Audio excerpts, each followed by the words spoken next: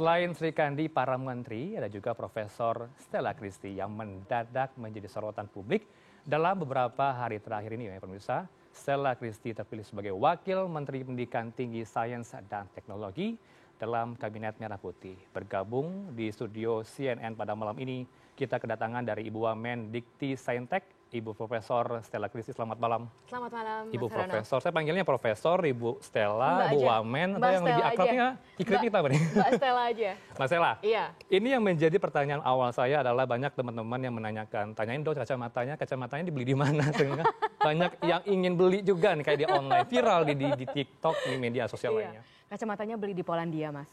Iya. Kalau range harganya. Jadi udah kepikiran nih, hitung-hitungan berapa ya? Saya lupa. Itu harus ditanya sama yang tokonya. Tapi ini benar asli dari luar berarti ya? Iya, kebetulan memang kan suami saya orang Polandia. Jadi kalau harus mengunjungi keluarga, jadi waktu mengunjungi keluarga ya beli kacamata. Tapi kalau kacamata kan investment. Jadi ya pas waktu perlu ya kita beli yang bisa dipakai lama begitu ya. Yang trik dan juga menjadi sorotan publik viral gitu. Itu nggak rencana sih. Tapi bagus loh Mas Ella. Mas Ella, ini kemudian yang menjadi perhatian bagaimana kemudian Anda juga bisa menjadi perhatian publik karena banyak sekali ya penghargaan, bukan penghargaan, gelar begitu ya yang Anda dapatkan. Enggak ya. Masih muda tapi sudah profesor gitu ya. Ini bagaimana bisa kepikiran menjadi seorang ilmuwan dan juga terjun di sains? Waktu kecil sebenarnya nggak ada kepikiran menjadi ilmuwan. Saya baru kepikiran mau jadi ilmuwan itu sebenarnya ada awalnya waktu SMA, ada teman-teman saya termasuk waktu itu pacar saya yang sekarang jadi suami saya. Dia memang selalu ingin jadi ilmuwan. Jadi saya tertarik apa sih itu ilmuwan. Tapi waktu itu saya nggak kepikiran. Waktu kuliah di Harvard, saya majornya adalah economics sampai tahun ketiga. Dan setelah tahun ketiga itu saya berubah. Sebenarnya apa itu ilmuwan? Ilmuwan itu adalah seorang yang bertanya dan ingin menemukan jawaban-jawaban. Jadi kebetulan waktu itu saya ada pertanyaan dan pertanyaan itu jauh lebih menarik daripada di pertanyaan ekonomi pada saat itu ya. Jadi saya pindah haluan karena saya mempunyai pertanyaan tentang dari mana sih orang tahu apa itu handphone, apa itu jam tangan, apa itu baju. Karena kalau kita lihat anak-anak tidak pernah diajarkan apa itu baju, apa itu kemeja, tapi mereka bisa tahu. Nah itu kalau kita perhatikan, kalau kita tanyakan itu jawabannya rumit. Karena pasti kalau saya tanya Mas Haranoff, jelasin ke orang dari Mars apa itu baju, susah pasti. Jawabannya apa itu baju. Nah, iya itu jadi pertanyaan itu saya ingin tanya sampai dalam, itulah yang terus saya berdalamkan di terpesona sekali saya mendengar tanggapan dari Mas Stella, dagingnya dapat sekali gitu. Kalau berbicara 1 menit nampaknya wah sekali begitu. Terima kasih Mas. Mas Stella juga yang menjadi perhatian hingga kini pembekalan di Magelang. Ya. Anda siap? Anda dari sipil akan diberikan pembekalan nuansa militer nanti di Magelang? Oke, kalau secara fisik sih saya tidak ada persiapan khusus, tapi saya cukup yakin saya kuat karena saya sering camping dan naik gunung, jadi nggak masalah untuk itu. Tapi saya justru sangat semangat bahwa diberikan training, akan ada pembekalan, ini sangat buat saya sangat berguna sekali, terutama sebagai orang yang belum pernah sebelumnya ada di pemerintahan. Jadi saya sangat menghargai bahwa Pak Prabowo itu mempunyai visi bahwa kita di training, bukan saja dengan pembekalan tapi untuk bersama. Ini menurut saya Pak Prabowo sudah menekankan teamwork dan beliau sungguh ingin ini berjalan, dan tentu saja kita tahu bahwa ini dari segi kognitif ya, dari segi kognitif kalau kita bersama dalam 3 hari melalui sesuatu, itu pasti ada bondingnya, itu ada sainsnya juga, dan itu sangat berkesan buat saya bahwa kita akan. Mbak Stella, apa agenda di sana? Apakah ada manjat tebing atau bagaimana? Oh itu saya juga nggak tahu. Kita juga tidak tahu. Kita tidak dikasih tahu. Kita pokoknya siap mental untuk bersama, untuk bekerja bersama, untuk fokus ya. Ini juga sangat baik. Fokus sebelum kita memulai tugas-tugas kita yang sangat berat. Ini 3 hari waktu yang cukup lama untuk mengenal satu sama lain. Apakah singkat atau lama? Untuk saling mewujudkan teamwork tadi, kompak. Iya, saya rasa untuk awal ya, untuk awal itu cukup efektif karena itu kan 3 hari, tetapi intens. Jadi waktu yang dipergunakan itu selalu kan bukan kalau kita waktunya 24 jam tapi kitanya nggak pernah ngomong, ya ini. Tapi kalau dalam 2 jam tapi kita harus intens nih. Kalau misalnya Mas wawancara saya 2 jam, pasti kita akan kenal baik setelah itu kan. Jadi intensity. Jadi saya rasa ini intensitinya cukup, ya efektif. efektif sekali ya. Efektif Berbeda sekali. dengan era sebelumnya begitu. Ini pendapatnya bagaimana? Bagus tidak dengan adanya pembekalan di Bagawang? Sangat bagus, Oke. sangat bagus. Karena ini menunjukkan visi dari awal bahwa kita harus bersama. Ya, tidak. Dan juga saya senang, tadi saya dengar tidurnya di tenda kan. Oke. Wah, saya udah semangat nih. Jadi bagi kita bukan glamournya, bukan apanya, tapi sungguh kita akan mendapat pembekalan. Dan justru keadaan-keadaan yang sedikit lebih dari tidak yang biasanya itu akan memberikan kesan. Ya, itulah ingatan memori. Ada tidak sih dirasa, ini menterinya galak nih, wamennya nggak ramah nih gitu yang ditakuti sampai sekarang? Tiba-tiba kepikiran gitu. Nggak ada. Terus terang Bagaimana aja. cara deketinnya? Nggak ada, terus terang aja saya bahkan kaget teman-teman di kabinet itu sangat ramah terhadap saya yang ya quote unquote orang luar gitu ya. Semuanya bahkan sangat ramah terhadap saya dan bahkan ingin bertanya gitu tentang banyak kawan-kawan dari menteri banyak yang kemarin bertanya-tanya tentang apa sih itu otak, apa itu cognitive science gitu. Saya sangat menghargai sekali kawan-kawan itu mau menerima saya yang dari luar. Saya melihat Anda seperti mengingatkan kepada Sri Mulyani yang tiba-tiba dipanggil sudah punya karir yang mentereng di Amerika Serikat, di World Bank. Tiba-tiba Anda juga dipanggil sudah jadi profesor yang handal begitu di luar negeri di China begitu ya. Tsinghua University ya. Kenapa memutuskan untuk balik ke tanah air mau ngabdi ke Kabinet Merah Putih? Pertama terima kasih atas bandingnya tapi jangan dibanding sama Bu Sri ya. Kejauhan. Pinternya sama ya, tidak ya? Enggak. Bu Sri jauh lebih tinggi di atas saya, Ibu Ani jauh Sama-sama lebih tinggi ekonomik di atas tapi saya. Mbak. Saya ekonomik gagal Mas. Ya, terima kasih atas perbandingannya. Tapi tentu saja dipanggil untuk berbakti oleh Pak Prabowo itu adalah suatu kehormatan besar. Baik. Saya merasa sangat terharu bahwa Pak Prabowo mau merangkul dan memberikan kepercayaan kepada anak-anak bangsa yang dari segala macam latar belakang untuk membangun dan memberikan kepada negara ini. Tentu saja saya langsung bersedia untuk kembali karena saya tahu bahwa segala sesuatu yang saya punyai itu adalah dari sini, dari negara saya. Mungkin kalau boleh saya cerita personal. Boleh. Ada mungkin sedikit komen saya sekolah di Harvard itu karena difasilitasi. Tidak ya, pertama kali saya nomor satu adalah saya mendapat beasiswa. Saya sekolah biasa, saya mendapat beasiswa. Saya bukan dari keluarga. Pada saat itu tentu saja orang tua saya cukup berkecukupan, tapi sangat tidak cukup untuk membiayai saya sekolah di Harvard. Dan saya bekerja sebagai bahkan janitor. Saya membersihkan WC waktu saya ke sekolah di Harvard, waktu saya sebagai mahasiswa. Tetapi saya yang mau ceritakan adalah essay saya, karena untuk masuk ke Harvard kan harus ada personal essay, itu yang paling penting. Writing gitu ya?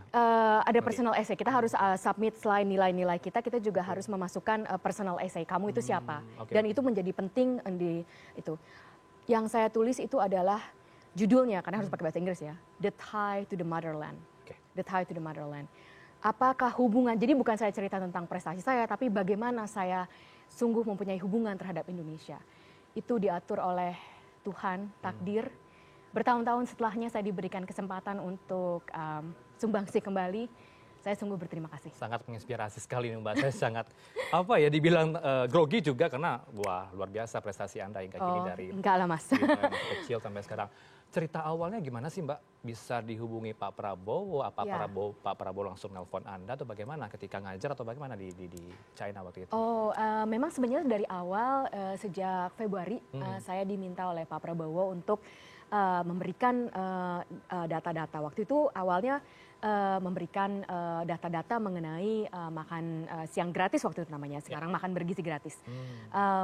Lalu sebagai ilmuwan saya meneliti dan yang saya ingin lihat, yang saya ingin teliti waktu itu ada pertanyaan saya, apakah makan gratis itu ada impact-nya? Karena waktu itu kebanyakan orang selalu berbicara tentang cost, tentang tentang cost dari makan gratis.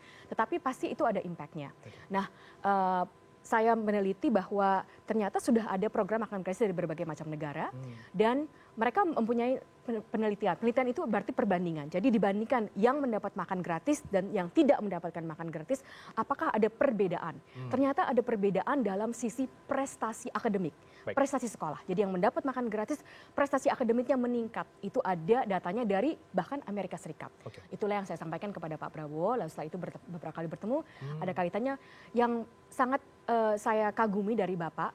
Waktu itu saya waktu persiapkan, mungkin saya siapkan 5 menit aja, karena namanya juga Pak Presiden terpilih pasti sibuk ya. Tapi beliau itu sangat mau mendengarkan data. Jadi beliau bahkan mendengarkan sampai, ayo silakan Mbaknya presentasi ke saya data-datanya yang lengkap. Alasannya apa? Kenapa Anda di Dikti? Harusnya di Pangan ngurusin makan gizi gratis. Oh tidak Mas, Pangan banyak yang lebih ngerti. Di Dikti Saintek itu sangat cocok sekali untuk saya, karena saya sebagai ilmuwan, saya sangat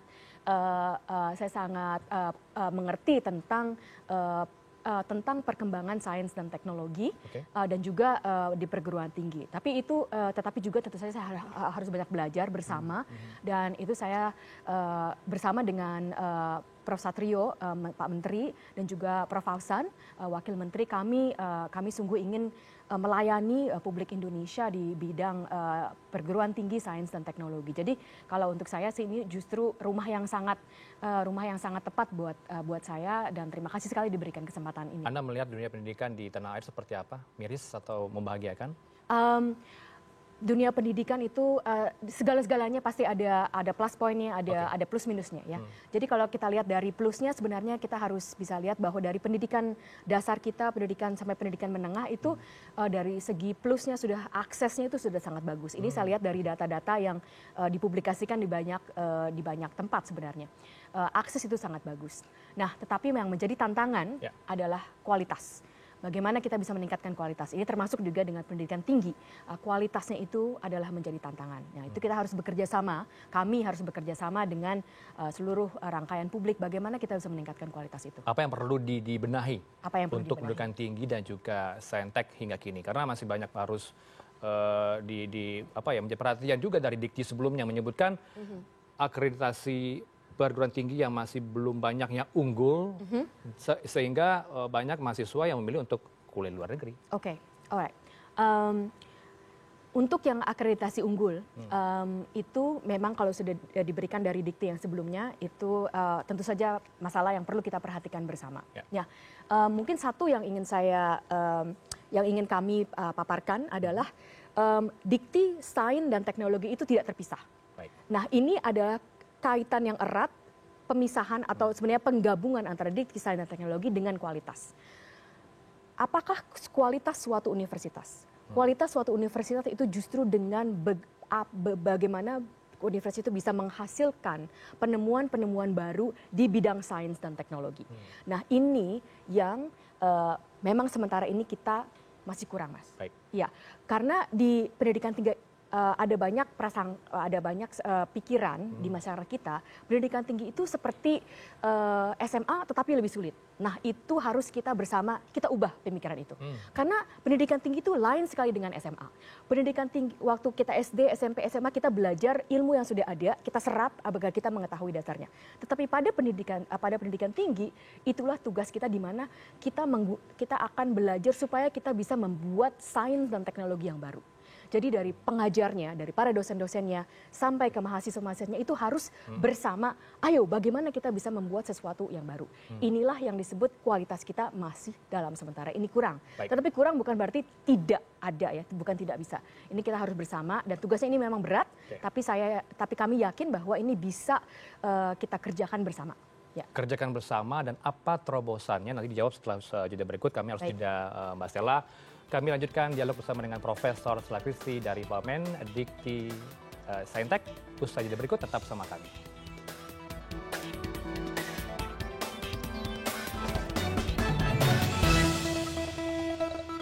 Kami lanjutkan dialog kami bersama dengan Wamen Dikti Saintek, Wakil Menteri Pendidikan Tinggi, Sains dan Teknologi, dengan Ibu Profesor Stella Christy. Tidak mau dipanggil Bu Menteri, Ibu Profesor, tapi Mbak Stella aja, katanya lebih akrab gitu ya. Mbak Stella, kita lanjutkan. Yang menjadi kendala selama ini, koordinasi birokrasi di kementerian masih belum beres, sehingga antar kementerian nampaknya tidak fokus. Ini alasan Pak Prabowo untuk memecah nomenklatur, termasuk kementerian Anda ini terpisah dari Kementerian Dasar, Pendidikan Tinggi, dan juga Kebudayaan. Anda melihat nanti bagaimana koordinasi dan juga sinergi antar kementerian di bawah kepemimpinan dari Pak Satrio, Pak Menteri? Ya, Pak Menteri Satrio sudah beramanah secara jelas bahwa kami dari kementerian itu adalah tugasnya sebagai enabler. Jadi untuk memperdayakan segala sesuatu yang dibutuhkan oleh masyarakat. Jadi dari kami pasti kami akan akan selalu kerja keras untuk berkoordinasi dengan kementerian-kementerian yang terkait, dengan badan-badan yang terkait untuk kita bisa bekerja sama. Tetapi kalau dari terus terang saja kalau dari sekarang pun saya lihat kawan-kawan saya di kabinet kemarin saja waktu kita di sela-sela menunggu tuh sudah banyak, ayo nanti kita kapan ketemu, kita koordinasi begini, kita koordinasi begitu. Jadi saya semangat Mas. Saya rasa pasti kita bisa koordinasi. Itu saja mungkin karena saya rasa Pak Prabowo-nya sudah sangat kuat visinya dan kami sudah dipertemukan beberapa kali ini Mas. Dan waktu menunggu dan waktu bersama itu saya rasa ada semangat koordinasi karena sudah sangat jelas visi Pak Prabowo kita mau kemana arahnya. Sudah ada planning, tinggal actionnya aja nih Mbak. Kita harus actionnya, betul. Oke. Mas Stella juga menjadi pertanyaan banyak publik ini anggaran makan bergizi gratis nampaknya berbeda begitu ya antara Jakarta dengan luar Jakarta. Range-nya kalau tidak salah kemarin kalau kita kutip dari pernyataan Pak Wapres sekitar 23.000. Masuk akal tidak sih jumlah alokasi anggaran per porsinya makan bergizi gratis itu sebesar di angka 20.000? Baik, kalau boleh yang ini akan saya jawab sebagai seorang ilmuwan ya, Betul. jadi bukan sebagai Wamen Dikti Saintek. Kalau menurut saya itu masuk akal, karena begini, segala sesuatu angka itu adalah relatif. Jadi kalau saya selalu lihatnya, apakah angka itu adalah mencapai tujuan yang kita inginkan. Tujuan yang kita inginkan pertama tentu saja adalah memenuhi kebutuhan gizi dari para siswa-siswa kita. Ini kan yang Pak Prabowo maukan. Tetapi selain itu saya juga karena sudah pernah saya paparkan Pak Prabowo, kita akan ada kita harapkan itu ada peningkatan prestasi akademik dan juga peningkatan kesehatan. Dan 23.000 itu kalau saya lihat waktu itu memang sudah mencukupi gizi yang diperlukan dan juga ada perbandingan-perbandingan dengan negara lain seperti India itu ada harganya bahkan di bawah itu dan itu jangan membuat dampaknya baik. Tetapi mari sekarang ditentukan karena kita selalu harus mulai dari suatu titik, Mas. Nah, kita sekarang tentukan dan kita adakan penelitian. Apakah yang kita tentukan dalam 23.000 itu ada dampak bagusnya? Kalau ada dampak bagus, let's go run with it. Kalau misalnya dampaknya belum kelihatan, ayo kita kaji kembali. Jadi segala kebijakan itu kita harus mulai dan kita lihat dampaknya selama berjalan, kita kaji, lalu kita revisi kalau perlu. Tapi kalau sudah bagus, kenapa tidak? Tapi dari jadi awal itu sangat menurut saya sangat masuk akal. Sudah ideal angka 23.000 gitu ya, digaskan begitu kalau bahasa sekarang begitu. Mbak Stella, kalau kita mencermati sejumlah pekerja rumah yang kita soroti pendidikan tinggi ya, banyak mahasiswa yang mengeluhkan.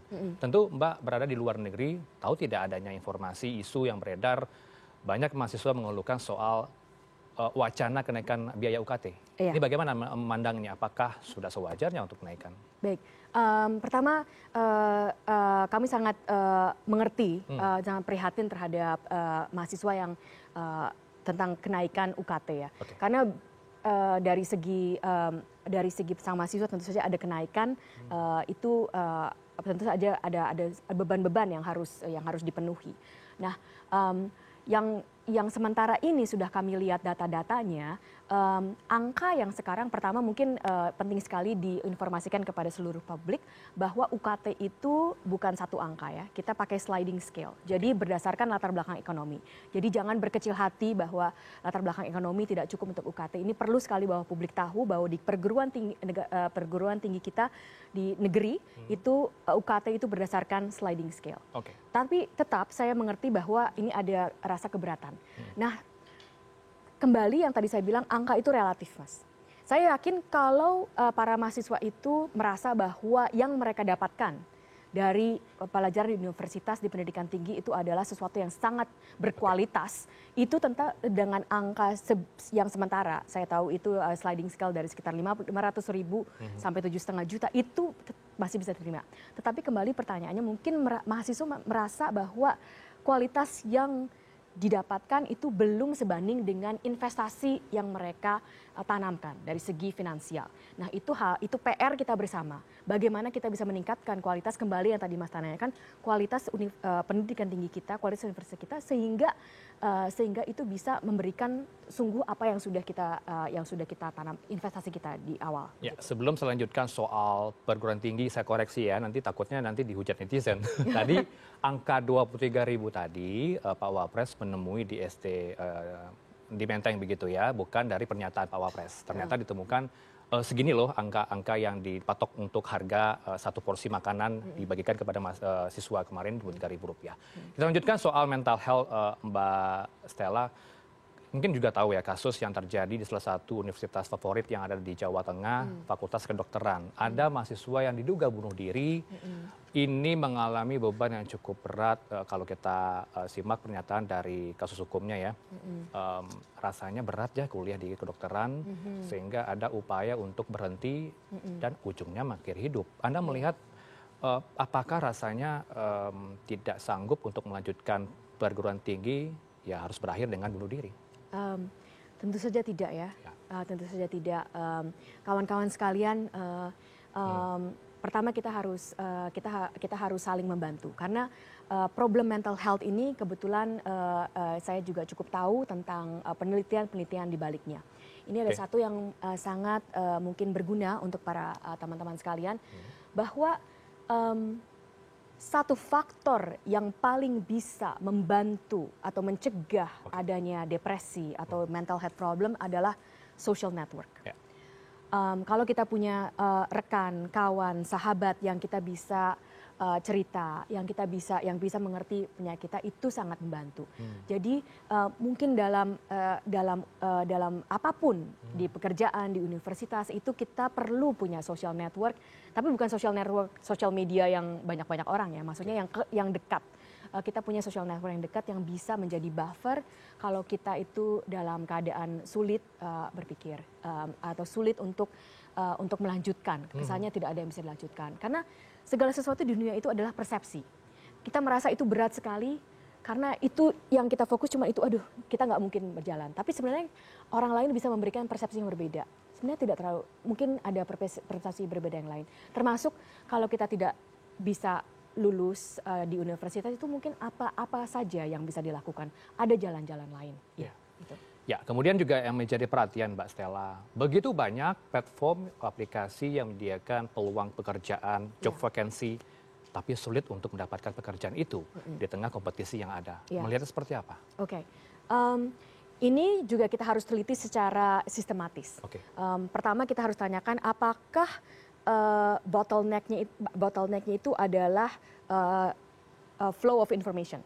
Jadi apakah maksudnya bottleneck itu adalah ada yang butuh pekerja, tetapi yang mencari pekerjaannya tidak tahu yang butuhnya. Jadi matchmakingnya itu kurang baik. Nah itu mungkin kalau itu beneran terjadi, kami dari Dikti Sains dan Teknologi itu siap membantu supaya kita bisa flow informationnya itu lebih jelas. Jadi mencari pekerjaannya dan apa pekerjaan yang ada. Yang kedua, mungkin apakah ada kesenjangan antara apa yang dibutuhkan atau apa yang dibutuhkan sekarang di lapangan pekerjaan dan ilmu-ilmu yang diberikan di universitas. Inilah kembali tadi yang seperti saya bilang kualitas ya Mas. Kita itu dunia itu selalu berubah. Dan itulah mengapa kalau sains dan teknologi itu dibawa langsung ke universitas, kita pendidikan di universitas itu menciptakan sesuatu yang baru itu nggak akan ketinggalan. Kalau kita mau menciptakan sesuatu yang baru, kita tidak akan ketinggalan, ya kan? Tapi kalau kita tidak punya mindset untuk menciptakan sesuatu yang baru di universitas, belajar sesuatu yang baru, kita akan ketinggalan. Nah, kemungkinan ketinggalan inilah yang menjadikan kesenjangan antara lapangan pekerjaan dan apa yang kita pelajari di pendidikan tinggi. Itu harus PR berat yang harus kita rame-rame, bareng-bareng kita gotong royong untuk bagaimana mengajak anak muda yang akses internetnya masih jauh di harapan, tinggal di pelosok, tapi punya bakat potensi yang luar biasa, agar terjun di sains teknologi seperti Anda, Mbak Stella? Iya, pertama kita tentu saja kembali dengan data. Kalau saya lihat dengan data, akses untuk internet di negara kita cukup bagus, Mas. Iya, dan juga kedua anak muda itu sangat bersemangat. Jadi kalau yang saya lihat adalah kesulitannya adalah yang poin ketiga, bahwa kita belum sementara ini memberikan banyak informasi-informasi mengenai sains dan teknologi. Jadi kita belum ada terlalu banyak apa itu sains. Jadi itu yang dari kami Kementerian Kementerian Dikti Sains dan Teknologi itu ingin menjembatani itu. Kami sudah punya pikiran bahwa kami akan mulai nih podcast mengenai sains dan teknologi. Jadi semua orang terinspirasi. Kebetulan kalau boleh sharing sedikit Mas, UNICEF membuat video tentang saya, video untuk sebagai ilmuwan wanita untuk menginspirasi para para anak-anak muda, terutama sekali yang anak muda wanita untuk bisa menjadi ilmuwan. Jadi kalau kita bisa melihat ilmuwan-ilmuwan lebih banyak lagi, kami mau sorot begitu banyak ilmuwan-ilmuwan hebat di Indonesia, kami mau sorot mereka, tampilkan ke publik. Jadi ada role model pertama, dan juga tahu bahwa apa itu ilmu, karena ilmu, sains dan teknologi itu sangat menggairahkan. Dan yang saya tahu adalah anak-anak muda kita itu sangat gairah sekali untuk mempelajari sesuatu yang baru. Tidak hanya konsumsi media sosial begitu ya. Media sosial, karena pengguna media sosial di Indonesia cukup banyak, Mbak. Sekalian juga akses jaringan internetnya. Kemudian first thing doing first, apa yang menjadi kementerian Anda untuk dibenahi dalam sains dan teknologi ke depannya? Baik. Terakhir. Pertama, Persatrio, Pak Menteri kami sudah berpesan bahwa kelanjutan sangat penting. Yang baik itu harus kita lanjutkan. Jangan kita ubah hanya demi perubahan. Perubahan itu hanya baik kalau itu betul-betul dibutuhkan. Jadi ini sangat penting. Jadi langkah pertama kami adalah memetakan masalah dengan secara sistematis. Apa saja yang menjadi masalah sekarang, apa yang perlu dibaiki, selain juga melihat apa yang sudah berjalan dengan baik. Itu adalah pemetaan masalah kami. Dari secara sisi global adalah peningkatan kualitas sumber daya manusia yang harus dicapai dengan peningkatan kualitas belajar mengajar di pendidikan tinggi yang merangkul perubahan sains dan teknologi. Itulah yang akan kami canangkan di Kementerian Dikti Sains dan Teknologi. Boleh dong, Mbak, apa pesan-pesan Anda bagi anak muda yang tengah menonton sekarang, biar seperti Anda, pinter, jadi wamen, itu resepnya apa? Makan nasi sama kita ya, begitu ya? Nasi sama apa nih sambal. bedanya mungkin? Vitaminnya, multivitaminnya? Silakan dibagikan ke pemirsa di rumah. Nggak ada beda makanannya. Dan nggak usah jadi seperti saya. Masih banyak yang lebih hebat-hebat lagi dari saya. Tipsnya, Mbak, mungkin biar semangat anak muda di rumah bisa melek teknologi, belajar, sukses, bagaimana? Tipsnya, satu, kesempatan itu banyak. Jangan berkecil hati, merasa bahwa di negara kita itu ada banyak kesenjangan-kesenjangan, baik dari segi ekonomi maupun yang lainnya. Saya berasal dari keluarga yang biasa, berkecukupan tapi biasa, dan saya diberikan banyak kesempatan, tapi saya juga mencari kesempatan-kesempatan itu. Ayolah kita cari kesempatan-kesempatan itu. Terus semangat bahwa begitu banyak yang bisa kita pelajari. Dunia itu begitu menarik, begitu banyak pertanyaan-pertanyaan. Ayolah kita kejar pertanyaan-pertanyaan itu dengan pemikiran yang dalam, dengan pemikiran yang sistematis. Kalau kita selalu mengejar pertanyaan-pertanyaan, kita semua tentu akan semangat. Dunia itu begitu menariknya, kita akan terus berkembang bersama dunia itu. Baik, Profesor Stella Christy yang tidak mau dipanggil Profesor, Mbak Stella Christy selaku Wakil Menteri Pendidikan Tinggi, Sains dan Teknologi. Terima kasih untuk waktu Anda bersama kami di CNN. Jangan lupa, jangan bosan-bosan untuk datang ke CNN dan juga berdialog melalui sambungan Zoom, tidak apa-apa juga. Terima kasih untuk waktu Anda, selamat bertugas, selamat bekerja. Terima kasih, mohon doanya dari semuanya. Baik, dan sehat selalu. Assalamualaikum, selamat malam. Assalamualaikum, selamat malam. Terima kasih, Terima kasih. Mas Ferhan.